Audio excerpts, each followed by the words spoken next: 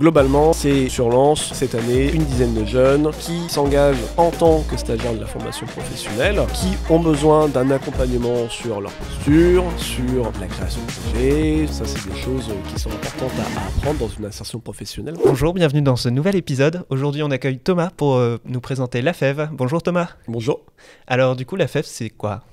Je vais essayer de résumer la FEV assez globalement. Nous, on est une structure associative qui va permettre l'engagement de la jeunesse. Alors, on va avoir, on va dire, des publics très variés au niveau de la jeunesse. Ça va partir de l'étudiant, du lycéen, mais aussi du jeune actif, au travers de plusieurs dispositifs qui vont lui permettre soit de continuer, on va dire, son envie de s'engager, soit simplement pour même beaucoup d'entre eux, de découvrir l'engagement pour la première fois. Et cet engagement, il va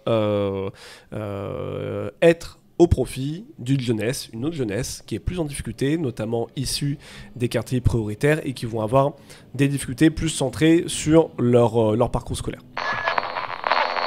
Bienvenue dans un nouvel épisode proposé par Le Toit Commun dans cette série axée sur la découverte de nos habitants. Avant d'accueillir notre invité du jour, qu'est-ce que c'est Le Toit Commun ? Le Toit Commun, c'est la maison de toutes et de tous pour construire l'économie de demain. C'est la maison de l'économie sociale et solidaire située en plein cœur de Lens. Avec un espace collectif hébergeant des structures, c'est un lieu de ressources pour accompagner les initiatives de développement de l'ESS sur le territoire et c'est aussi un lieu d'animation conviviale avec un bar, un restaurant. N'hésitez pas à suivre notre actualité, il y a souvent des ciné-débats, des expositions, des concerts. On vous laisse découvrir tout ça et sans plus tarder, retour à l'épisode. Ok, très bien. Et donc vous accueillez combien de jeunes ici environ au Toit Commun ? Au Toit Commun, alors ça dépend, on a plusieurs publics. Moi je dirais à vue de nez, comme ça au fur et à mesure de l'année, tout va dépendre aussi de la temporalité, mais on va accueillir une cinquantaine de jeunes au Toit Commun. Alors après, à savoir, nous, notre action, elle se fait et au Toit Commun, mais aussi en établissement scolaire, mais aussi au domicile des familles et aussi à l'échelle des quartiers. Mais effectivement, nous, le Toit Commun, il a un lieu assez... c'est un lieu qui est assez central dans notre activité puisqu'il va permettre de recentrer, de permettre aussi d'inviter les publics qu'on accompagne sous le même toit, sans mauvais jeu de mots. Tout à fait. Et donc les différentes actions qui se trouvent du coup dans les quartiers, etc., c'est des actions précises, c'est des animations, c'est différents événements ? Tout dépend du projet. Si je peux rentrer un petit peu plus dans les précisions, alors déjà on a un programme phare qui s'appelle le mentorat, où l'enjeu ça va être de permettre à un jeune, ça va être un jeune en école élémentaire, en collège, d'être accompagné à raison de 2 heures par semaine par un étudiant issu du territoire. Et cet accompagnement va se faire ce qu'on appelle sur un accompagnement autour des compétences douces. Ça, c'est un premier programme d'action. On va avoir un deuxième qui est le volontariat en résidence, où là, cette fois-ci, là où le mentorat permet un accompagnement individuel, le volontariat en résidence va permettre d'accompagner le jeune plus dans une sphère collective, en résidence, donc au sein, la majeure partie du temps, au sein de l'établissement scolaire. Et après, on en a un troisième qui s'appelle le projet CAPS, toujours avec des engagés donc, qui vont accompagner un public divers, sauf que là, cette fois-ci, ce sont des étudiants en colocation, ils habitent ensemble, ils montent des projets ensemble au sein de la grande résidence. D'ailleurs, on a un projet CAPS ici sur Lens, au sein de la grande résidence. Et là, cette fois-ci, l'accompagnement se fait à échelle d'un quartier.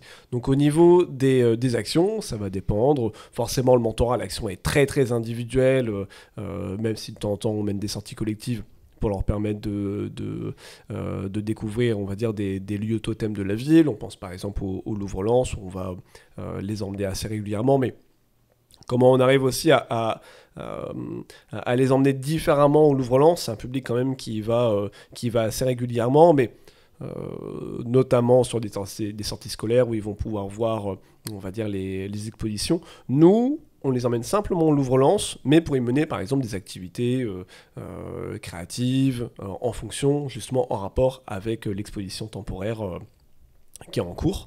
Je peux citer un autre exemple de projet concret qui est en parallèle avec le projet volontaire en résidence, donc qui est le projet Phoenix, qui a un rôle. On est en partenariat avec 2 lycées, dont un du territoire, le lycée Condorcet de Lens, c'est super pratique, il est à 5 minutes à pied, c'est génial. J'ai pas besoin de prendre la voiture pour aller voir Madame Frescal. et où là, on va accompagner une dizaine de lycéens sur 2 enjeux et comment on arrive à leur permettre l'appropriation du territoire à l'échelle de l'Artois. C'est là où le toit commun et même, on va dire, la ville de Lens est assez intéressante puisqu'il permet une centralité sur le territoire de l'Artois. Donc comment ils arrivent à se l'approprier au travers de visites, au travers de recherches, mais aussi comment ils arrivent à développer une vision critique de leur territoire. Et là, cette fois-ci, ils vont pouvoir rédiger un journal, donc c'est un travail sur toute l'année. Et ces ateliers se font directement au sein de l'établissement scolaire. D'ailleurs, le journal est sorti il y a quelques jours et a été publié vendredi dernier. Ok, très très bien. Ah bah, c'est super intéressant, merci beaucoup. Merci à toi. Et au niveau de l'insertion, ici du coup vous êtes au toit commun, le toit de l'économie sociale et solidaire. Est-ce que tu peux essayer de trouver quelques points de rapprochement entre la FEV et du coup l'économie sociale et solidaire ? Ouais, carrément. Moi, je vais essayer. Alors, l'économie sociale et solidaire, je pense que c'est quelque chose qui est très très vaste, très très ample. Et moi, j'ai pas forcément eu l'occasion, on va dire, de m'y pencher et de comprendre l'ESS de manière plus détaillée. Mais moi, ce que je comprends, c'est l'ESS, comment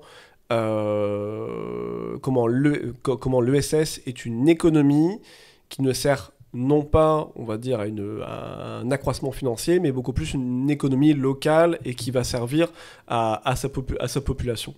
Nous, là-dedans, on va rentrer dans ces valeurs-là, non pas d'un point de vue purement économique et marchand, mais aussi, nous, finalement, comment on permet aux habitants de Lens, éventuellement aux alentours, de pouvoir participer à des projets, de pouvoir être acteurs aussi. Et je pense que c'est là où l'ESS a une notion intéressante, en tout cas moi, comment je le vois et comment je le ressens, c'est que l'habitant, la personne n'est pas simplement consommateur, mais elle est aussi acteur, actrice. Et c'est là où on a des valeurs qui sont très très concordantes entre la FEV et le toit commun. C'est-à-dire que nous, la personne qui va participer au projet, c'est un engagé. Alors, soit un étudiant, un lycéen, un jeune, mais aussi la personne qui va participer au projet, qui est dans un sens bénéficiaire au projet, elle fait partie du projet et sans elle, le projet ne peut être mené à bien. Et c'est là où je pense qu'on peut avoir des choses assez concordantes. Ok, ouais, super. Et peut-être au toit commun, vous avez déjà fait, alors peut-être avec d'autres ou peut-être juste la FEV, mais des animations, des événements ? Tout à fait, et alors peut-être pas forcément par rapport au programme que j'ai pu citer, mais d'ailleurs j'en ai oublié un, qui est quand même assez majeur à la FEV, hein. Et puis d'ailleurs, finalement je dirais que c'est 50-60% des jeunes qui côtoient le toit commun, et c'est les jeunes qu'on appelle les apprentis solidaires. Alors je vais résumer très très brièvement le concept. Globalement, c'est sur Lens, cette année, une dizaine de jeunes qui s'engagent en tant que stagiaires de la formation professionnelle, qui ont besoin d'un accompagnement sur leur posture, sur la création de projets, sur comment est-ce qu'ils arrivent, par exemple, des choses toutes bêtes, hein, mais comment est-ce qu'ils habillent lors d'un entretien et comment est-ce qu'ils se comportent lors d'un stage, par exemple. Ça, c'est des choses qui sont importantes à apprendre dans une insertion professionnelle. Et ces jeunes-là, en échange, même pas en échange, en fait, au travers de missions solidaires à la FEV, un petit peu partout sur le territoire. C'est comme ça, justement, qu'ils arrivent à apprendre ces codes. Ils sont accompagnés en permanence par un salarié. Donc déjà, ces dizaines de jeunes, ils sont tout le temps ici, ils sont un peu représentants de la FEV, hein, au toit commun, puisque la préparation, essentiellement la préparation, se fait ici. Et notamment, ces apprentis solidaires, dans le cadre de leur mission. Alors, ce qui est super avec ce projet-là, c'est que la mission solidaire, elle se développe, elle se monte en fonction de l'appétence du jeune. Et notamment, il y avait des appétences d'animation au sein de l'équipe.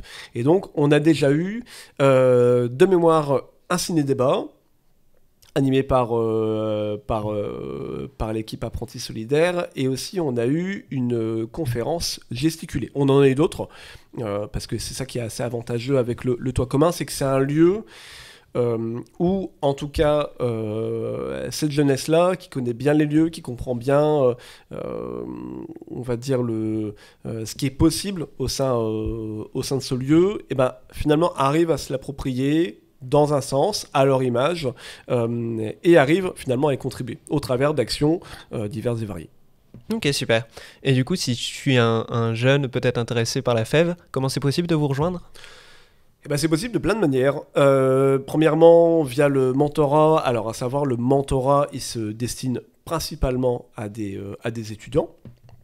Ensuite, on a le volontariat en service civique. Justement, c'est pour des jeunes qui ont besoin d'une pause, d'une césure, d'un moment de réflexion dans leur parcours, qui ont envie de se sentir utiles, et donc, moyennant rémunération, puisque c'est une mission rémunérée par l'État, ils peuvent s'engager au sein de la FEV via diverses missions diverses et variées. Et enfin, je dirais même une manière où le public est plus large encore, c'est via le projet CAPS, qui permet voilà, justement de mener des ateliers à l'échelle du quartier Grande Résidence. Et là, cette fois-ci, c'est à partir du moment où le jeune est un jeune actif, alors jeune actif ou même jeune étudiant. Là-dessus, il n'y a pas de souci. On a des dispositifs qui permettent à, je dirais, un bon nombre de jeunesses. Je ne pense pas qu'on permet à chaque jeunesse de pouvoir s'engager, c'est assez prétentieux. Mais en tout cas, un bon nombre de jeunesses peut s'engager au sein de la FEV. Ok, et ben merci pour ta participation Thomas, et merci pour cette présentation. Et ben merci à toi, c'était cool. Bonne journée. Ouais, toi aussi.